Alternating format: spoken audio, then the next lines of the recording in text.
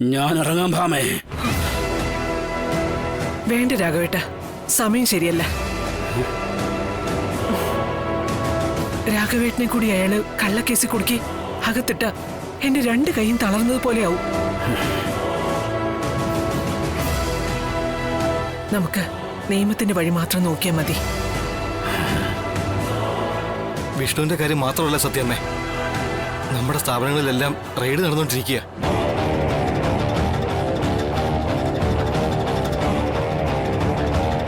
ഹോട്ടലിലും പണയ ബാങ്കിലും ജ്വല്ലറിയിലും ഫാക്ടറിയിലും ഒക്കെ tax department, വിജിലൻസും ED എല്ലാം ചേർന്നുള്ള കമ്പൈൻ റെയ്ഡാണ്. നമ്മളെ സർവാംഗം പൂട്ടാൻ ആരാ തുനിഞ്ഞിറങ്ങിയിരിക്കുക സത്യമ്മേ. കളിക്കുന്നത് ആരാണെന്ന് മനസ്സിലായി രോഹിത്തെ. അവളാ ആ സുസ്മിത. 6 വർഷം അമർത്തി വെച്ച പകയുമായി അവള് കളത്തിലിറങ്ങിയിരിക്കുക. അവളെ കൊണ്ട് ചെയ്യാവുന്നതൊക്കെ അവള് ചെയ്യട്ടെ രാഘവേട്ട. അവളിപ്പം മേയറാ. അവൾക്കെതിരെ ഇപ്പം നമ്മൾ കൂട്ടിയ കൂടില്ല. സമയം ശരിയല്ല. തല അറ്റുപോകുന്നതിനേക്കാൾ നല്ലത് അതല്പം കുനിച്ചു കൊടുക്കുന്നതാ. സുസ്മിതയ്ക്ക് നേർക്ക് നേരെ നിന്ന് പൊരുതാൻ ഇപ്പൊ നമ്മുടെ കൂട്ടത്തിൽ ആരുമില്ല.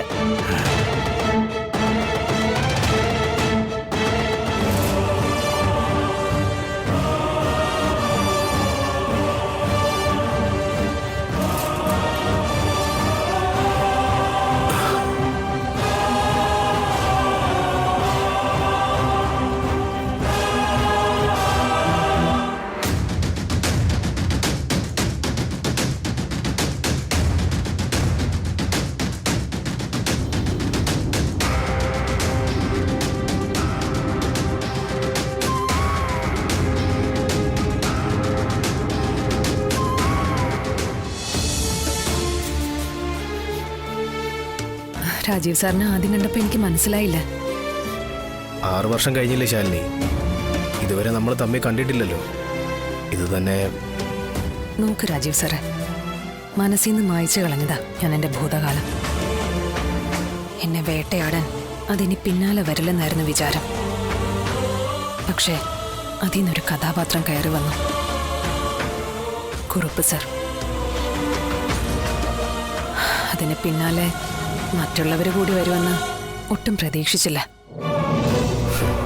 കഥയിൽ നിന്നും പോയൊരു കഥാപാത്രം മറ്റൊരു കഥയിൽ ജീവിച്ചു തുടങ്ങിയെങ്കിലും ആ കഥാപാത്രം എങ്ങോട്ട് പോയെന്നറിയാനുള്ളൊരു അവകാശം മറ്റു കഥാപാത്രങ്ങൾക്കും ഇല്ലേ ശാലിനി? അതുപോലെ തന്നെ തിരിച്ചും. രാജീവ് സാറിന് ഇപ്പൊ എന്താ അറിയേണ്ടത്? ശാലിനിയായിട്ട് ബന്ധപ്പെട്ട മറ്റുള്ളവരെ ഒക്കെ. എന്നെ പറ്റി ഇപ്പോ ഒരു ഏകദേശ ചിത്രം കിട്ടിയിട്ടുണ്ടാവുമല്ലോ. പിന്നെ ഈ മറ്റുള്ളവരാരാണ്? എനിക്കും ശാരിയയ്ക്കും കോണ്ടാക്ട് ഉള്ളത് ശ്യാമയായിട്ട് മാത്രം. ശാരദാമ്മയും ശാലിനിയുടെ അച്ഛനൊക്കെ എങ്ങോട്ട് പോയെന്നൊരു വിവരവുമില്ല. അത് ശ്യാമയ്ക്കും അറിയത്തില്ല.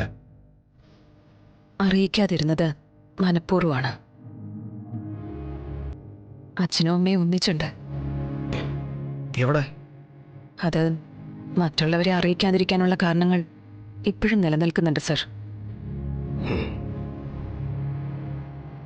അല്ല, അവരിനെയും ഒരിക്കലും നാട്ടിലേക്കില്ല?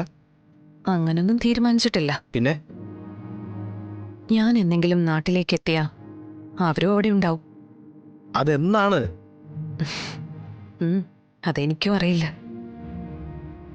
അപ്പോ ശാലിനി ശാരദാമ്മയായിട്ടുള്ളൊരു കോണ്ടാക്ട്? ഫോണിൽ സംസാരിക്കും. നേരിട്ട് കണ്ടിട്ട്? 6 വർഷം. അതെന്തു പറ്റി? അതൊരു വ്രതമാണെന്ന് കൂട്ടിക്കോ. കഴിഞ്ഞു രാജീവ് സാറിന്റെ ചോദ്യങ്ങള്.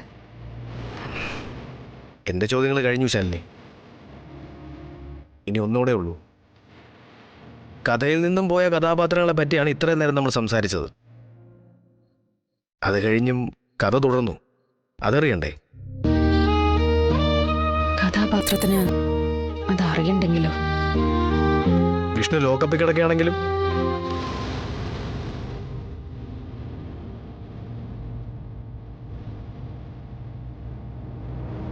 If you don't have anything else,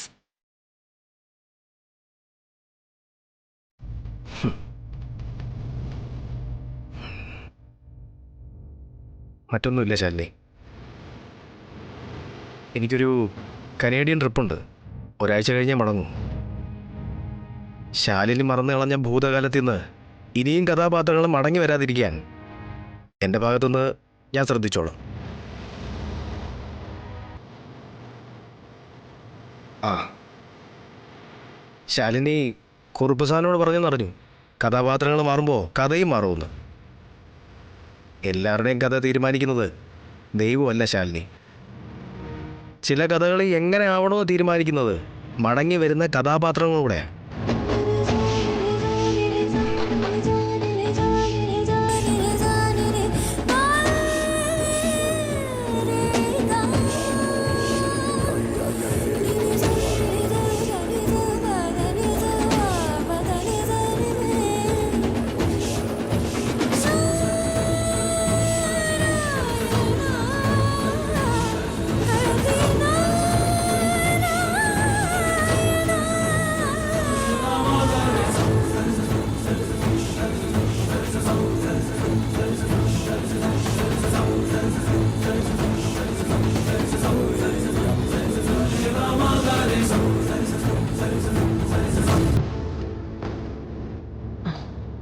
Thenmozhi,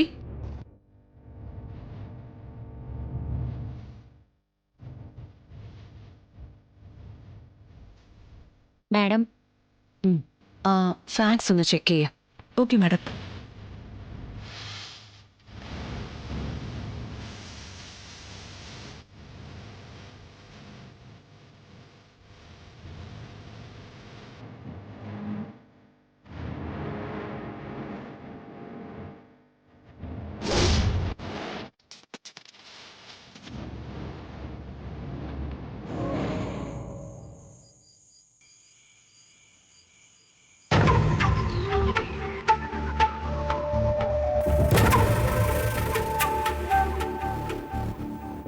hello, DGP അദ്ദേഹമല്ലേ? ഞാൻ സത്യാമ്മയ്ക്ക് കൊടുക്കാമേ. ഇതാ. ഹലോ ഹലോ ഹലോ, ഇത് കട്ടായല്ലോ.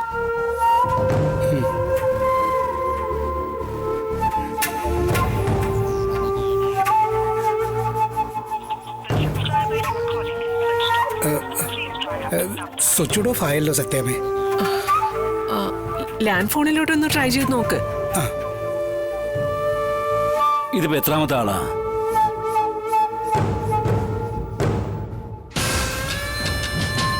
ഹലോ, സത്യാമ്മയുടെ വീട്ടിൽ നിന്നാണേ. ഹലോ ഹലോ ഹലോ, കട്ടായി.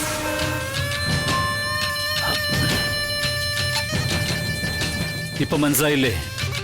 സ്വിച്ച് ഓഫ് ആവുന്നതല്ല, ആക്കുന്നതാ.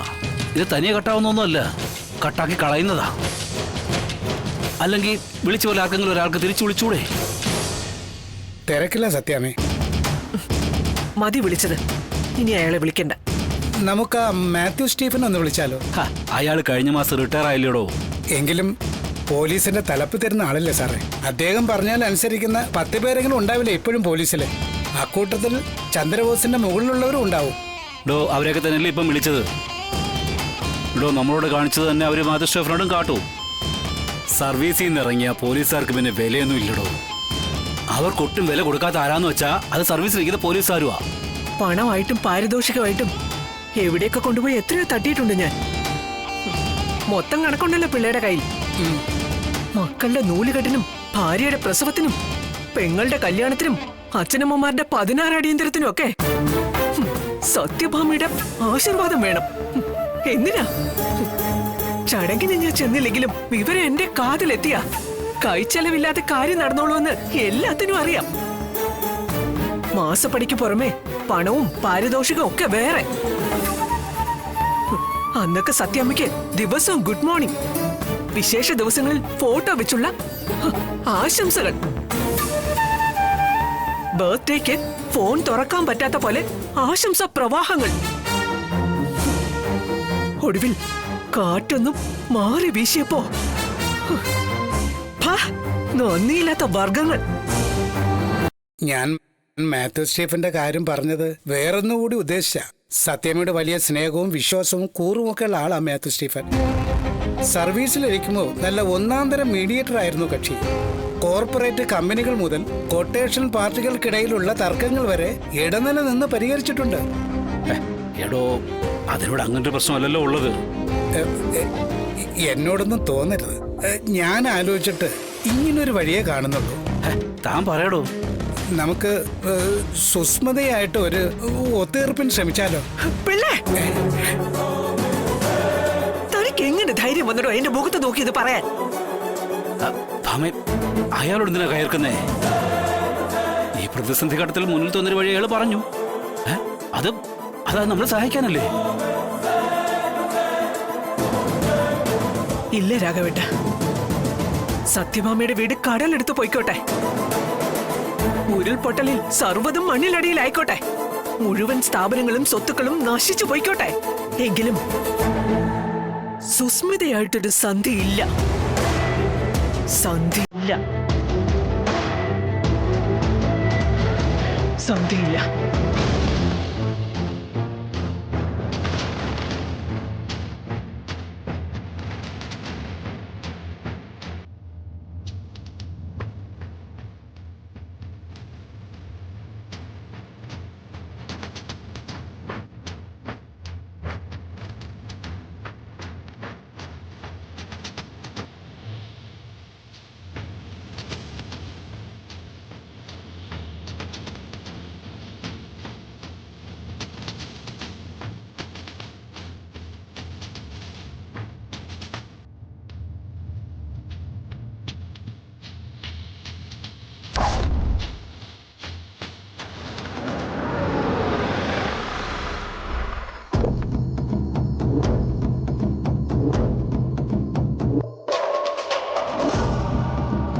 രാഘവേട്ട, സ്വത്തോ പണോ എന്തു വേണമെങ്കിലും പോയിക്കോട്ടെ. സ്ഥാപനങ്ങള് പൂട്ടി മുദ്ര വെച്ചോട്ടെ. പക്ഷേ നമ്മുടെ വിഷ്ണു ഈ രാത്രി അവൻ പോലീസ് ലോക്കപ്പില്.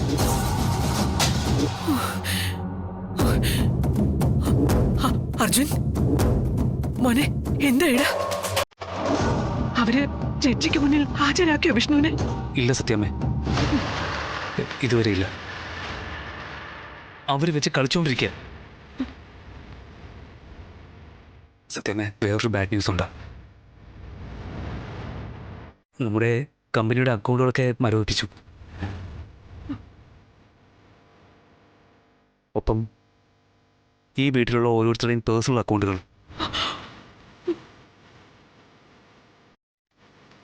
ചുരുക്കി പറഞ്ഞ് ഇനി നമ്മുടെ വ്യക്തിപരമായ സമ്പാദ്യത്തിൽ നിന്ന് പോലും 10 പൈസ എടുക്കാൻ പറ്റില്ല. നമ്മുടെ സ്ഥാപനങ്ങൾ ഓരോന്നായി പൂട്ടി മുദ്ര വെച്ചുകൊണ്ടിരിക്കുക. അതിൻ്റെ കൂടെ അക്കൗണ്ടുകളും കൂടി മരവിപ്പിച്ചാൽ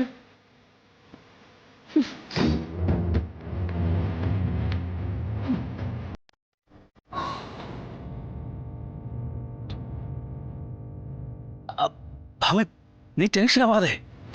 നമുക്ക് മുമ്പിൽ എന്തെങ്കിലും ഒരു വഴി തെളിയും. ചിലപ്പോ അല്പം കാത്തിരിക്കേണ്ടി വരുമെന്ന് മാത്രം. ഇല്ല രാഘവേട്ട,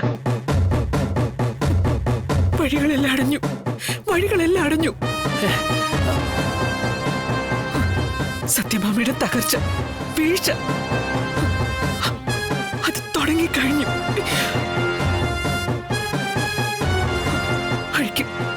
അഴിക്കും തോറും മുറുകുന്ന ഊരക്കുടുക്കില ചെന്ന് പെട്ടിരിക്കുന്നത്. ഇതിന്ന് ഇനിയൊരു ഉയർത്തെഴുന്നേൽപ്പില്ല. എല്ലാം ഇവിടെ തീരുവ. എല്ലാം ഇല്ല ഭാമേ. അച്ഛാ, സൂക്ഷിച്ച്.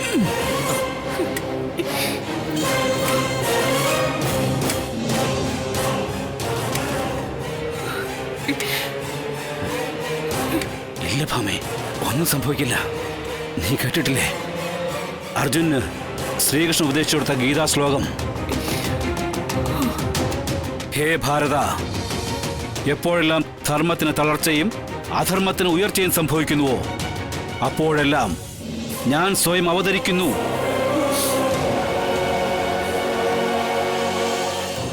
ഇവിടെ അങ്ങനെ ഒരു അവതാരത്തിന് സമയമായിരിക്കുന്നു ഭാമേ.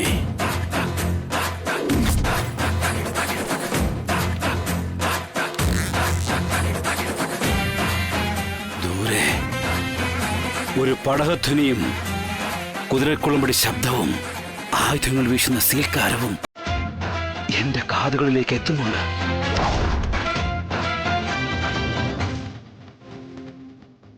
ആ അവതാരപ്പിറവിക്ക് താമസമില്ല.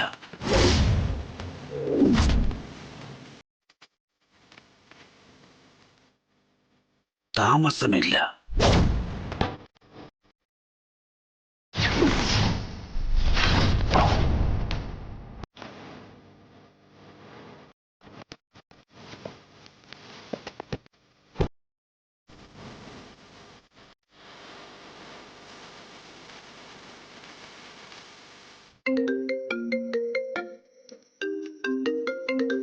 ആ പറച്ചിട്ടപ്പാ.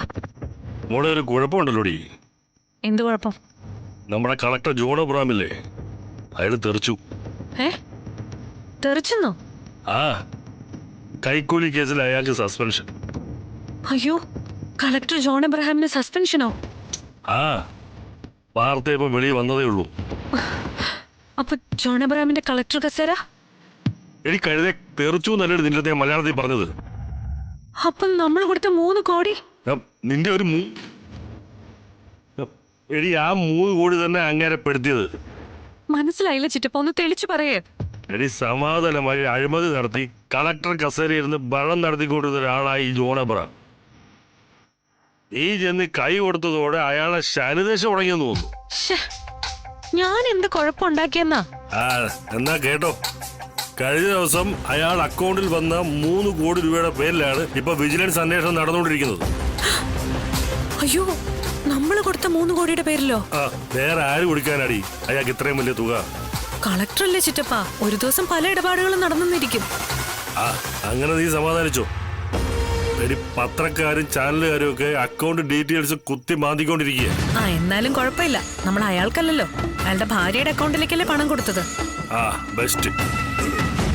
എടി, ആ അക്കൗണ്ടിലെ ഇടപാടുകളെ പറ്റിയാണ് ഇപ്പൊ ചാനലിൽ ചർച്ച നടന്നുകൊണ്ടിരിക്കുന്നത്. എനിക്കിപ്പോ TV വെച്ച് നോക്കാനേ പേടിയാ. നീ ഈ ലോകത്തൊന്നും അല്ലേ ജീവിക്കുന്നേ? അയ്യോ, അതിപ്പോ എങ്ങനെ? ഇതൊറ്റടി ഉറപ്പാ. വിജിലൻസിനും എൻഫോഴ്സ്മെന്റിനും ഇൻകം ടാക്സിനും CBIക്കും എല്ലാം ഒരുമിച്ചാ കംപ്ലൈന്റ് പോയിരിക്കുന്നത്. ആ കൂട്ടത്തിലെ കോടതിയിൽ ഒരു റിട്ട് ഹർജി, അക്കൗണ്ട് ഡീറ്റെയിൽസും ട്രാൻസാക്ഷനും അടക്കമുള്ള ഒക്കെ ഡീറ്റെയിൽസും അതിനകത്തുണ്ട്. എന്നാലും ചിറ്റപ്പ, ഇതെങ്ങനെ പുറത്തു പോയി? എനിക്കൊരാൾ സംശയമുണ്ടടി. പാളയത്തുനിന്ന് തന്നെ ഒറ്റാൻ പറ്റുന്ന ഒരാളെ. ആരാ ചിറ്റപ്പ? വേറെ ആരാ? നിന്റെ ഭർത്താവ് ജഗദീപ് കുമാർ.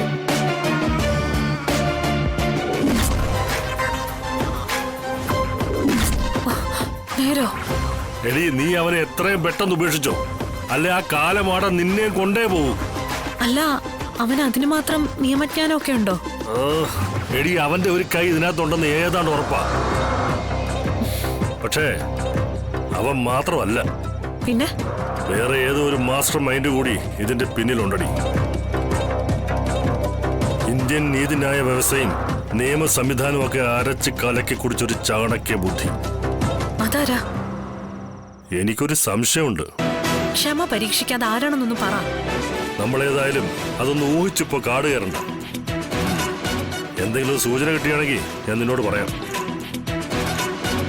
നമ്മുടെ അടുത്ത സ്റ്റെപ്പിനെ പറ്റി ആലോചിക്കാനാ ഇപ്പൊ ഞാൻ നിന്നെ വിളിച്ചത്. അടുത്തതിന് എന്ത് സ്റ്റെപ്പാ?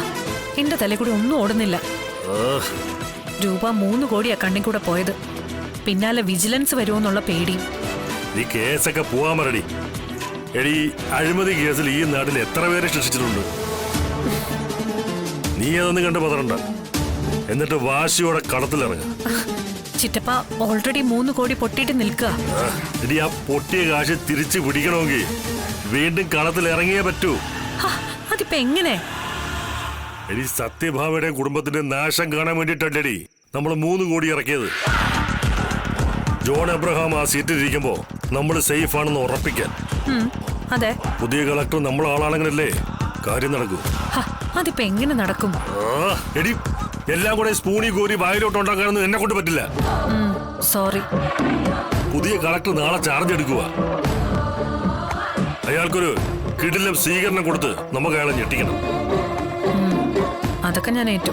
എന്നാ നീ വെച്ചോ, ഞാനേ നല്ല ടയർഡാ. എന്നാ ശരി.